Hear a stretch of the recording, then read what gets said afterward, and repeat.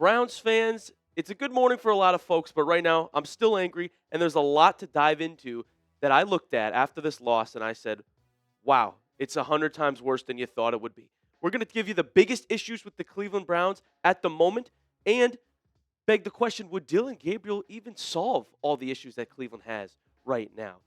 I'm going to tell you, it's clear we need a quarterback change, but would Gabriel really fix everything that's wrong with the Browns, folks? Get ready. Stay tuned. We're going to give it to you here on the show today. But first, make sure you're a part of the family. Hit that subscribe button if you're a diehard Browns fan just like me and you want to see some change around here. Maybe it's in the front office. It's definitely with the offense. We are only 482 subs away from 53,000. Smash that subscribe button, folks. Join the family, and let's get it going here. First, Kevin Stefanski was asked about a quarterback change directly after the game. I mean, how could you not? Everyone wants to know. And all he said was, that's not our focus. We didn't do enough on offense. It's the same story with Kevin Stefanski over and over again. Political, PR answers, coach speak. Yeah, it wasn't good enough. Nothing that we actually need to hear. That, to me, signals that they're trying to stick with Flacco next week in London. So we're going to have to watch this quarterback play. Furthermore, this stagnant offense, British people are not going to want to watch football anymore when the Browns and Vikings head to town. And Flacco so far has 6 interceptions. That is second most in the NFL. It was first until Geno Smith threw 3 yesterday. Did the Cleveland Browns a favor, so we don't have the interception leader anymore. He also has 2 fumbles, though, which is not good. 8 turnovers as a whole.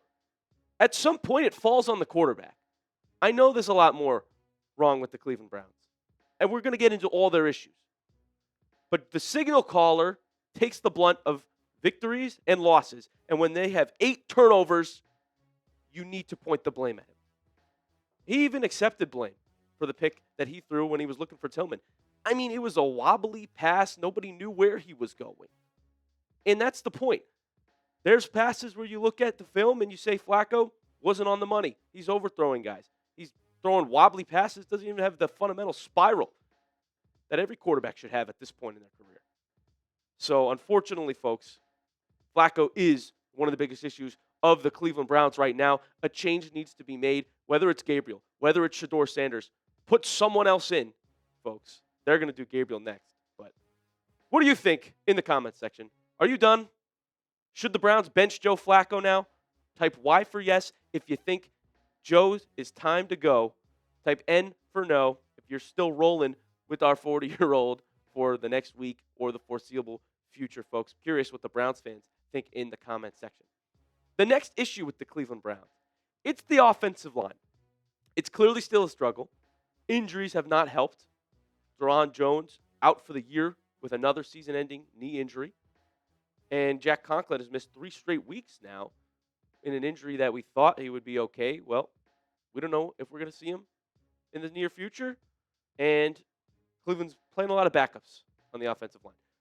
Some more statistics to help you out here. Daniel Oyefusi says, for one, the Browns have risen to 10th in run block win rate, which is actually pretty good. But the pass blocking has become a complete liability. Cleveland ranks 27th in pass block win rate. KT Leveston and Cornelius Lucas rank 57th and 61st, respectively, in pass block win rate out of 66 qualifying tackles. That's awful. Some more insight on what the Lions were able to do. Well, Aidan Hutchinson was matched up with Browns right tackle Cornelius Lucas 17 times. All of them ended up being one-on-one matchups. And Hutchinson had 2 sacks, a strip sack, 5 pressures when facing Lucas. Why are we letting him go one-on-one with Cornelius Lucas? Stefanski said he's a very good player, talking about Hutchinson. Obviously, we had a plan, but we need to do better. Again, we need to do better. What do you need to do better? Give us answers. Give us specifics. You're making the loss even worse for all the Browns fans out there. I'm not loving what I'm seeing. I don't know how you let one of the best rushers in the league go one-on-one with our backup tackle every time. It was gross. And the one defense I'll give to Flacco is I don't know how you're going to play well against that type of offensive line. It's bad for rookie quarterbacks as well. What are we supposed to do? Now, don't forget, Flacco is bad. Second in the league in interceptions. He gets blamed. But I don't think that a rookie quarterback would look too successful behind this offensive line either. And that's probably why Cleveland is waiting. Now, they've done well for rookie running backs. Shout out Quinshon Judkins being such a beast that he's able to run rampant behind this offensive line. He was good in all 3 games that he's played this year. Shout out QJ. We've got a real star. But believe it or not, what the Cleveland Browns are doing with their rookie quarterbacks is being patient. And it doesn't sound like Cleveland Browns, right? You look at them, you say they have no plan. The front office is making a mistake. And that's because as fans, I think we are getting impatient watching this awful display, this sorry excuse for an offense and a quarterback.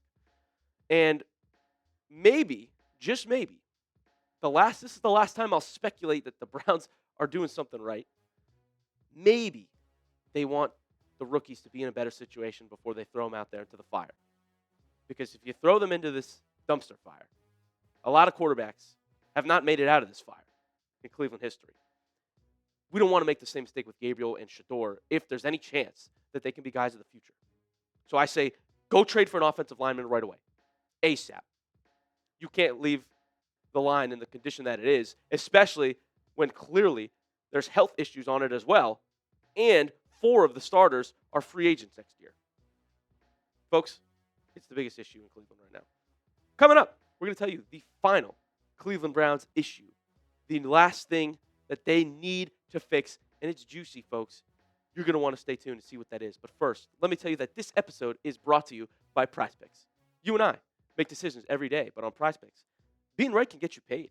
Don't miss any of the excitement this season on PrizePicks, where it's good to be right. And honestly, I'm just so hyped that football is back on Sundays. All is right with the world, and I'm big into daily fantasy with PrizePicks. I'm obsessed with it because it makes all the games more entertaining. And before the Browns play, I lock in on all my players in my lineup and their player projections. PrizePicks is simple to play. Just pick more or less on 2 to 6 player stat projections. If you get your picks right, you could cash in. And PrizePicks invented the flex play, which means you could still cash out if your lineup isn't perfect. You can double your money even if one of your picks doesn't hit. And folks, if you've been tuning in, you saw my lineup all week has not changed, and it was totally right. I'm cashing out. I won money. Sam Darnold more than half a passing touchdown. Aaron Rodgers more than half a passing touchdown. They both did that. Jalen Hurts, awesome deal that PrizePicks gave us. Got him at more than half a passing yard. And finally, our boy Quinshon Judkins, more than 58.5 rushing yards. You know he did that against the Lions, folks. It was electric. Download the app today and use code CLNS to get $50 in lineups after you play your first $5 lineup. That's code CLNS to get $50 in lineups after you play your first $5 lineup. PrizePicks. It's good to be right. Folks, the final issue with the Cleveland Browns is the drops. And this is a major issue. Jerry Jeudy knows it. Tillman knows it. Tillman actually got hurt in the Lions game, but he seemed to come back in and be fine. Every wide receiver in that room knows it. It's a major issue. You don't win football games when you don't have a reliable quarterback.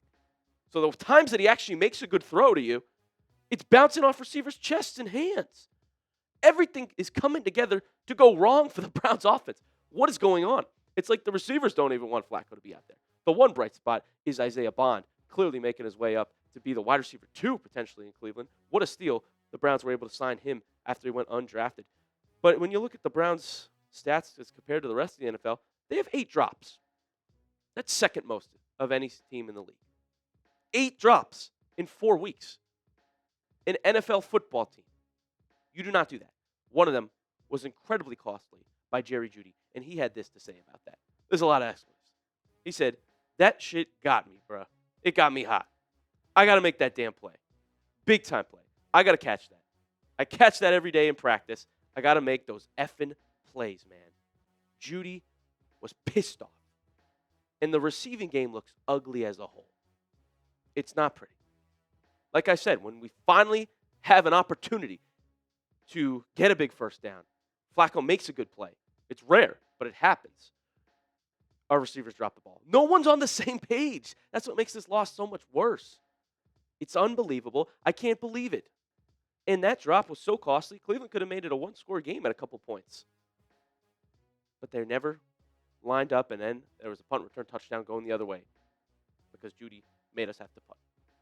Folks, what do you think the Browns need most right now? Comment below in the comment section the biggest issue with the Cleveland Browns. What do we need to do more than anything to be able to have any chance of success, of wins, once again, in Cleveland? Let me know in the comment section below. The last thing I want to say about this is in regards to Shedeur Sanders and people calling for Dylan Gabriel. This will be better for Shedeur in the long run, I think. Because, to my point about all the Browns' issues, if you threw him in there right now in the fire, it probably wouldn't look as great, and there'd be a lot of people hating on him. But if you watch the kid on the sidelines, he is eager to get in. He is just chomping at the bit. He said he can play better than some starting quarterbacks in the NFL right now. He's ready to go, folks. We have to be patient. Seems like that might be what the Browns are doing. Unless they never play him, then we'll get into how he's being screwed over by being in Cleveland. But right now, it wouldn't be great to hop in there. The urgency, though, is that we need to know if we have quarterbacks that can be our guys before the NFL draft next year. If you go into next year's NFL draft and you haven't played Shedeur at all, now what are you going to do? You're going to have 2 rookie quarterbacks and draft another one when you don't know if we have a guy on the bench there? It would make no sense, and it wouldn't surprise me if the Cleveland Browns do something that makes no sense. I say you need to figure it out this year. See them in regular season action. See if there's flashes. That way, when you go into next year's draft, you know, hey, can we get an offensive lineman, a tackle, a corner, something that we really need, a receiver? Or are we in quarterback draft territory again? That's the urgency for me. But it seems like we need to be a little patient before we can see 12 and probably even Gabriel. But Flacco's on a short leash, folks. Don't worry. If you made it to this point in the video, you are a real diehard Browns fan because we had to just talk about everything that went wrong in that loss. We're still optimistic for the future. Hopefully they can turn things around, get better going forward, and make sure you subscribe so you can be here when that happens. Be a real one. Be on the channel while we're bad because we're going to be good eventually, right? Thank you so much for tuning in, folks, and we'll see you next time on the Browns Report.